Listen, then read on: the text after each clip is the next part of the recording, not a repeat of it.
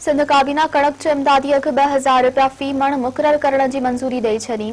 कम जो इमदादी अघ 202 रुपया फी मण मुक़रर करण जी बि मंज़ूरी ॾिनी वई।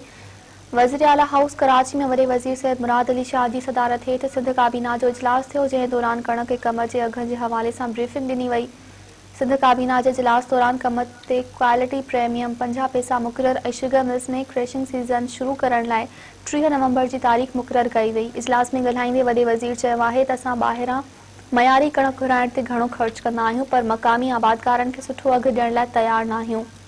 इजलास खां पोइ मीडिया खे ब्रीफिंग ॾींदे सिंध हुकूमत जे तर्जुमान मुर्तज़ा वहाब चयो त वफ़ाक़ी हुकूमत कणक जो बहरान पैदा कयो आहे। ज़रई मुल्क हुअण बावजूदि हुक्मराननि जी नाअहली सबबि अटे जी खोट पैदा थी आहे।